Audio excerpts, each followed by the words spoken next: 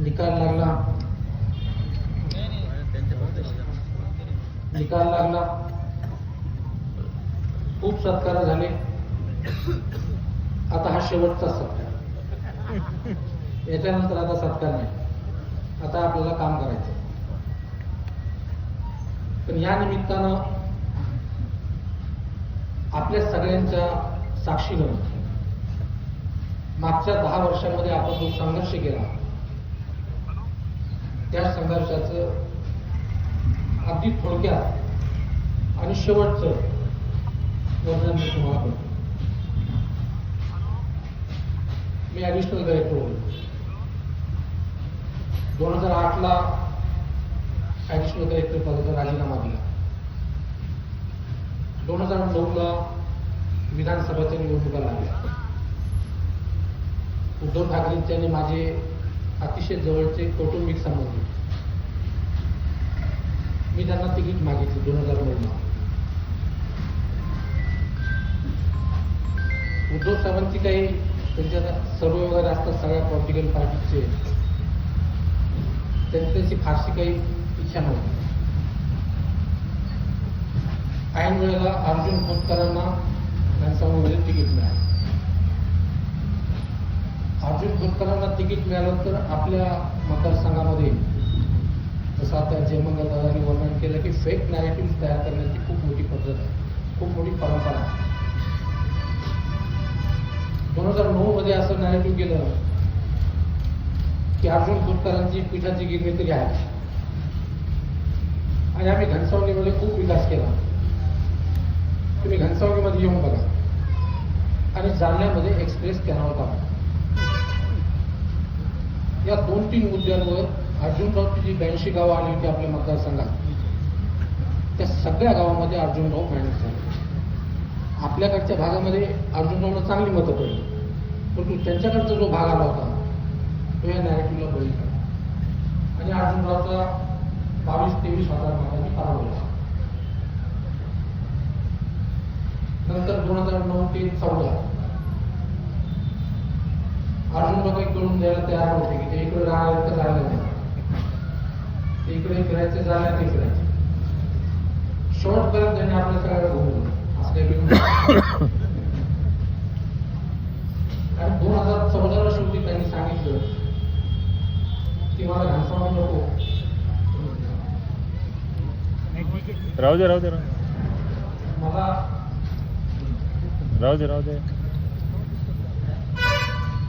मला घनसावंगी नको आणि आपलं जालनाच बरं. मग 2014 मध्ये ज्यावेळेला निवडणुकीचा हे सुरू झालं की तिकीट कोणाला द्यायचं घनसावंगी मतदारसंघामध्ये, की अतिशय दुर्दैवी अशा प्रकारची परंपरा होती की 5 वर्ष आपला उमेदवार इथं जाहीर होत नव्हता. निवडणूक आली की शेवटच्या 10-15 दिवसामध्ये येतो उमेदवार जाहीर होत होता. समोरचा उमेदवार फिक्स होता, पण आपला उमेदवारच फिक्स होत नव्हता. 14ला तेच झालं. 9 ते 14 या 5 वर्षामध्ये संपूर्ण मतदारसंघ हा व्यवहारच होता. कोणाकडे जायचं, कोणाला बोलायचं, कोणीच नेता नव्हता. मग 14ला यांनी फार मोठा गेम केला. जसं आता दादा बोलले थोडक्यात, एक टोटल मॅनेज कॅन्डिडेट शिवसेनेकडून त्याचं तिकीट त्यांनी जाहीर केलं. फक्त राष्ट्रवादीचा माणूस निवडून यावा म्हणून शिवसेनेचा मॅनेज उमेदवारी दिला. पण शेवटच्या दिवशी युती तुटल्यानंतर मग असं लक्षात आलं की भारतीय जनता पक्षाकडून विलास खरातांना तिकीट मिळेल आणि जर विलास खरात यांना जर तिकीट मिळालं तर विलास खरात विरुद्ध राष्ट्रवादी अशी लढाई होईल आणि कदाचित विलास खरात निवडून येतील. ही जाणीव झाल्यानंतर यांनी परत रात्रीतून गेम बदलला. त्यांनी रात्री 2 वाजता उद्धव साहेबांना फोन केला की साहेब आता परिस्थिती बदललेली आहे, इथं जातीवाद होईल आणि मी काही निवडून येत नाही, इथं आता हिकमत उडानला तिकीट द्या. मी झोपलो होतो रात्री 2-2:30 वाजता उद्धव साहेबांचा मला फोन आला. मला म्हणाले की तुमची इच्छा होती तिकीट घेण्याची, तुम्ही लढता का? मी तयार हो, पण ये सकाळी 7 वाजता मातोश्रीवर. आम्ही गेलो सकाळी 7 वाजता. साहेबांनी तिकीट वगैरे दिलं, जा म्हणे लढा. मग आम्ही लढलो, तिरंगी लढत झाली. राष्ट्रवादीला 98,000 मतं पडली, मला 45 आणि बापूला 55. 1,00,000 मतं आमची झाली. म्हणजे या मतदारसंघामध्ये 50% मतदार हा नेहमीच राष्ट्रवादीच्या उमेदवाराचे उमेदवार, आणि जो 50% त्यांच्याकडे तो पण पूर्ण मनापासून त्यांच्याकडे नव्हता, तो मजबूरने त्यांच्याकडे होता. त्यांची पण खूप इच्छा होती बाहेर पडायची, पण ते होत नव्हते. आणि त्यावेळेला 2014ला एक नॅरेटिव्ह असं सेट केलं की तिरंगी लढतीमध्ये राष्ट्रवादीचा माणूस पडत नाही. तर इतकं लोकांच्या डोक्यात फिट बसलं की ते काही निघायलाच तयार नव्हतं. आणि या गोष्टीचा आम्हाला खूप त्रास झाला पुढच्या काळामध्ये. पुन्हा सांगितलं की हा मुंबईचा माणूस आहे, मुंबईचं पार्सल आहे, निवडणूक झाली की मुंबईला करून दे. लोकांनी त्याच्यावर विश्वास ठेवला. आता यांचा अंदाज काय होता की हा 2014ची निवडणूक लढवणार, हा अधिकारी राहिलेला माणूस आहे, हा काही इथं राहणार नाही, याला येऊ दे, याचे पैसे बिसे लुटू आपण, खाऊन टाकू याला, आणि निवडणूक झाली की वापस पाठवून देऊ. सगळे अंदाज बरोबर होते, पण एक अंदाज मात्र चुकला. मी इथून गेलोच नाही.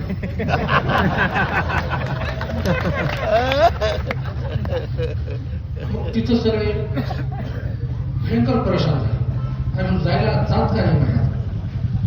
मग मी आम्हाला सुरू केले, प्रत्येक गावागावात गेलो.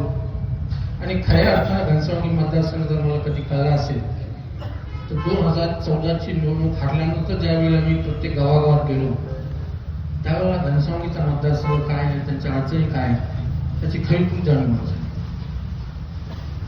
मग त्या दृष्टीने आम्ही पुढचे 5 वर्ष प्रत्येक गावात जाणं, श्यामनाना मी दोघंच मोठी करणं, लग्न करणं आणि जास्तीत जास्त संपर्क करणं, एवढं काम केलं. बरेच लोक त्यावेळेस माझ्याकडे आले, माझ्या घरातले पण आले. त्यांनी मला सांगितलं, हिकमत हे तू नको नादाला लागू, होणार नाही, हे शक्य नाही, ही अशक्य गोष्ट आहे, तो पडूच शकत नाही. पण मी ज्यावेळेला लोकांमध्ये फिरत होतो आणि लोकांचे चेहरे बघत होतो त्यावेळेला मला एक जाणून होतं की लोक खूप कंटाळले, लोकांना जरा पाडायचं, पण हिंमत होत नाही, कोणी माणूस उभा राहतो. मग आम्ही आमचं कार्यालयाचं उद्घाटन केलं. त्याच्यानंतर 2019ची निवडणूक आली. 19ची निवडणूक ही अतिशय सोप्या अशा प्रकारची निवडणूक, डायरेक्ट फाईट होती. त्याच्यामुळे तिरंगीचा प्रश्न नव्हता आणि लोकांच्या मनामध्ये कुठल्याही शंका नव्हती. लोकांना वाटलं की आता यावेळेस बदल होणार. परंतु 19ला झाला असं की माझ्याकडून कमीत कमी 1000 चुका झाल्या त्या निवडणुकीमध्ये. या 1000 चुकापैकी एक चूक जरी टळली असती तरी आपण 2019ला निवडून आलो.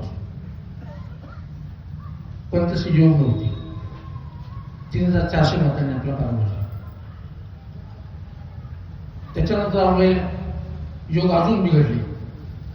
तर उद्धव साहेबांना काय आवाजात आठवली की महाविकास आघाडी करून ठेवली. आता काय करायचं आपण? महाविकास आघाडी झाली, तर महाविकास आघाडी झाली, याला मंत्री करून टाकलं. आता आपलं ते खरं नाही. काय मंत्री झाला, त्याचं नशीब किती बलवत्तर बघा. आणि करोना आला. करोना आला आणि मग काय पूर्ण भारतात काय जगात काय परिस्थिती आहे असं म्हणायला लागलं. काय केलं नाही का? मला अजितदादा परवा म्हणत होते हे काही केलं नाही म्हणे, नुसतं मीडिया मॅनेजमेंट केली, काही करत नव्हते. आता तुम्हाला मला माहिती आपल्या ते काय केलं, घनस्वामीला काय केलं, काहीच नाही. नुसतं मीडियाचे लोक बोलायचे, मीडिया मॅनेज करायचे आणि प्रसिद्धी मिळवायची. 2-2.5 वर्ष गेले, मग शिंदे साहेबांनी बंद केलं आणि उद्धव साहेब मुख्यमंत्री पदावरून दूर झाले. आता खरं म्हणजे उद्धव साहेब माझा नेता, पण ते त्यांचं मुख्यमंत्री पद गेलं, मी पिढे वाढले. बरंच आहे ते काहीतरी म्हणे ना, सोबत काय धनी मेला तरी हा, सवत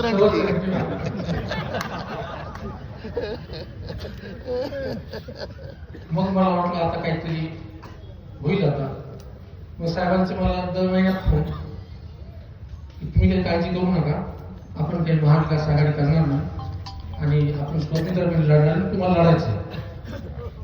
म्हणून ठीक आहे, शेवटपर्यंत वाट पाहा. मग लोकसभा झाली. लोकसभेमध्ये महाविकास आघाडीचे खूप लोक निवडून आले आणि मग महाविकास आघाडीला असं वाटायला लागलं की आपल्याकडे भयंकर सहानुभूती, लोक आपल्या मागे आणि आपण आता निवडूया. मग त्यांची महाविकास आघाडी पक्की झाली. मग आता आपण काय करायचं?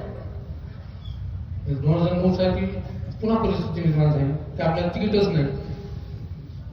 मग मी पुन्हा दादा प्रत्येक गावात गेलो, 100% गावात गेलो आणि सगळ्या लोकांना विचारलं की आता आपल्या पुढे 2च पर्याय. एक, आपण शांत बसून त्याचा प्रचार करायचा, पण दुसरं आपण महायुतीमध्ये जायचं. सगळ्या लोकांनी 99% लोकांनी सांगितलं की तुम्ही महायुतीमध्ये जा आणि शिंदे सभापती तिकीट घ्या. आता महायुतीमध्ये 3 पक्ष, आता याच्यापैकी सीट कोणाला सुटते हेच नक्की शेवट. भाजपने सांगितलं आम्हाला नको इकडे काही खरं नाही आमचं, आम्हाला ही जागा नको.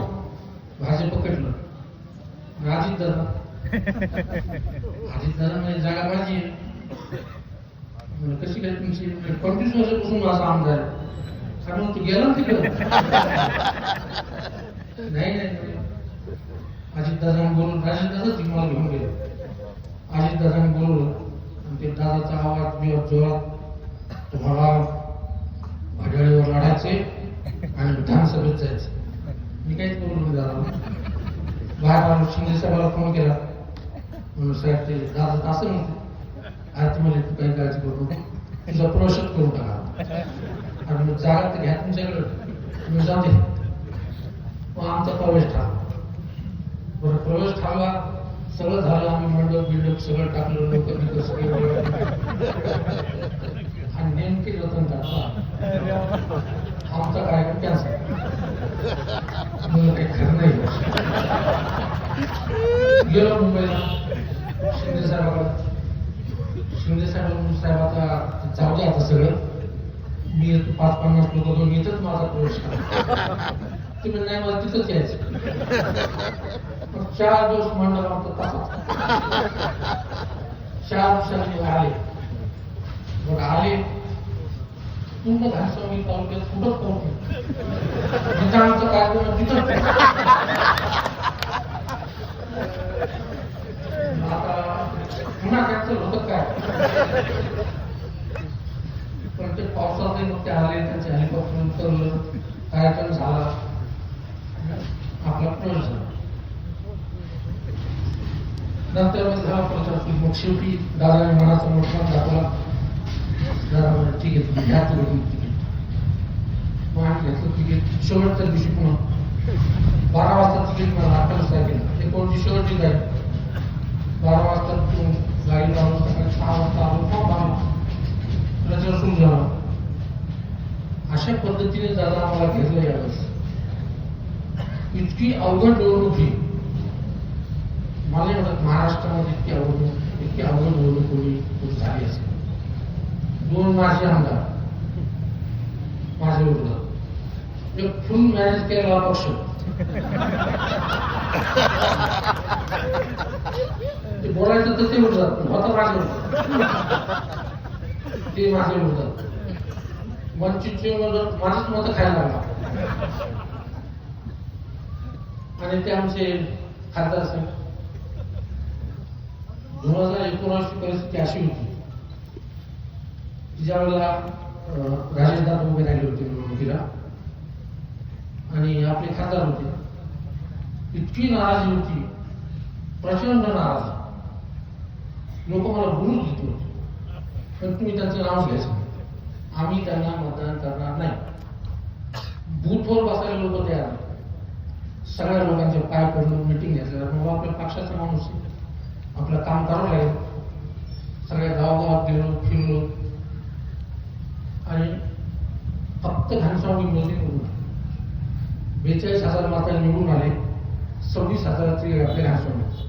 आपण जर चूक बसलो असतो तर दादा खात्यात जायचं. दादा आमच्याकडून चूक झाली, आता ही चूक आम्ही पुढच्या वेळेला नक्की दुरुस्त करू.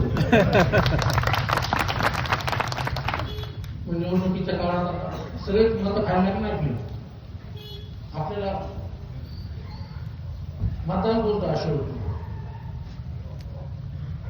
शिंदे साहेबाचा फोन आला, काय खरं नाही तुमचं? नाही साहेब, आपण निवडून कसा निवडून बघा येऊ आपण. अजितदादा काय एक जण गेला, अजितदादा म्हणले कशी काय परिस्थिती? म्हणले परिस्थिती चांगली आहे. काही बोलतो का? तिला गेले चालली म्हणजे कसं निवडून तुमचं येत नाही तुमचा माणूस. शेवटी सगळ्या लोकांनी ठरवलं, एक नॅरेटिव्ह लोकांनी फिक्स केलं होतं की एकदा दादाला आमदार करायचं. काय होईल एकदा करायचं.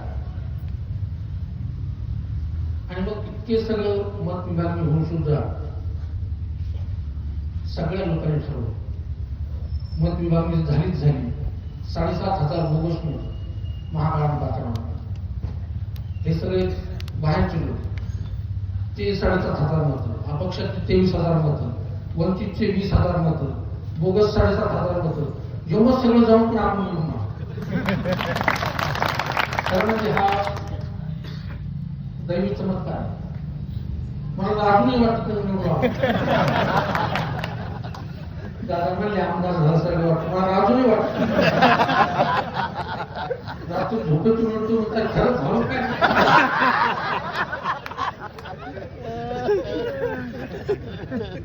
अशा सगळ्या या संघर्षामध्ये घनसावंगीचं 25 वर्षाचं स्वप्न, तुमचं आमचं सगळ्यांचं स्वप्न पूर्ण झालं. आणि त्यामुळे मी आपल्या सगळ्यांचे आभार मानतो. तुम्ही सगळ्यांनी प्रचार केला, तुम्ही सगळ्यांनी मतदान मागितलं, तुम्ही सगळ्यांनी मतदान करून घेतलं, त्याच्यामुळे आपला विजय झाला. म्हणून मी तुमच्या सगळ्यांचं अभिनंदन करतो. 2019च्या निवडणुकीमध्ये, आपल्या 24च्या निवडणुकीमध्ये आपल्याकडून कोणीच नव्हतं. हे आपले आले सगळे, जयमोहन दादा, महेंद्र भाऊ, राज होता, भास्करराव होते, तात्या होते. मी जयमोहन दादा म्हणून दादा हे काही खरं नाही म्हणून कवर काहीतरी आपल्या टिकते काय, महेंद्र भाऊ टिकते का आपल्याकडे? पाहुणेच बोलत त्यांची टोके येईन घडून त्यांची पाय धरली आणि भाऊ जातो म्हणून नाही असं नाही मला काय भाषा वाटत नाही. एक गोष्ट त्यावेळेस आठवली की 2017ला महेंद्र भाऊला मी जिल्हा परिषदचं तिकीट दिलं होतं आणि खरोखर मनापासून काम केलं आणि ते 4,000 मतांनी त्यांचा विजय झाला. पण तो आमचं त्यांचं काही पटलं नाही, ते गेले राष्ट्रवादी. तिकडे जाऊन उपाध्यक्ष झाले. उपाध्यक्ष झाल्यानंतर मी त्यांना फोन केला की भाऊ तुमचा अभिनंदन. तर त्यावेळेला मला ते असं मानले होते, भाऊ तुमच्या लक्षात येईल नसेल. ते म्हणाले होते दादा तुमचे माझे उपकार आणि हे उपकार मी ठेवणार नाही, कधी ना कधी फेडणार. त्यावेळेस मी त्यांना म्हणलो दादा भाऊ आता माझं काय तुमच्याकडे काम पडणार आणि तुमचं काय माझ्याकडे काम पडणार, जे व्हायचं होऊन गेलं. नाही मला आम्ही नक्की मदत करू. आणि 2024ला त्याने तो शब्द पूर्ण केला आणि सगळीच्या सगळी मंडळी आपल्याकडे काही नाही. आता आपला सगळ्यांचा विजय झाला, आपल्या सगळ्यांच्या मनासारख्या गोष्टी झालेल्या आहेत. पुढच्या काळामध्ये आपलं काम आता खूप जबाबदारी आपल्याला वाढली. आजपर्यंत आपल्याला काही जबाबदारी नव्हती, आता लोकांच्या अपेक्षा आपल्याकडून वाढल्या. आणि मतदारसंघामधले जे मुख्य प्रश्न आहेत, सगळ्यात मुख्य प्रश्न आहे रस्ता, ऊस आणि त्या 82 गावांमधला सिंचनाचा प्रश्न. हे फार मोठे प्रश्न, गहन प्रश्न आपले समोर आहेत. आता माझे काका आपले वकील साहेबांनी असा उल्लेख केला की तुम्ही सुकापुरी फाटा ते त्याच्यापर्यंत चालू परंतु तसं नाही. सुकापुरी फाटा ते गुरुजपर्यंत चालू रस्ता होते. कारण आम्ही चीफ इंजिनियरला भेटलो, त्यांच्याकडून तो पूर्ण आराखडा घेतला की हा रोड किती किलोमीटर आहे, या रोडला किती पैसे लागतील आणि हा रोड आपल्याला कशा पद्धतीने मंजूर करून द्यायचा.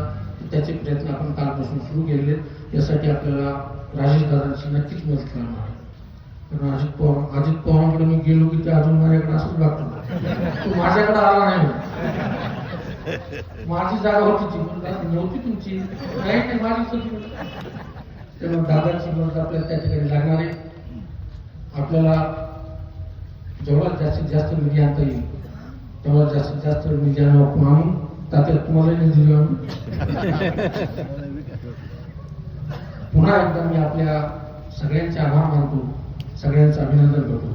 चित्रकूट नगरीमध्ये आज खूप जल्लोषामध्ये आणि उत्साहामध्ये आपलं स्वागत केलं. त्यामुळे मी या सर्व संयोजन समितीचं पण आभार मानतो. धन्यवाद. जय महाराष्ट्र.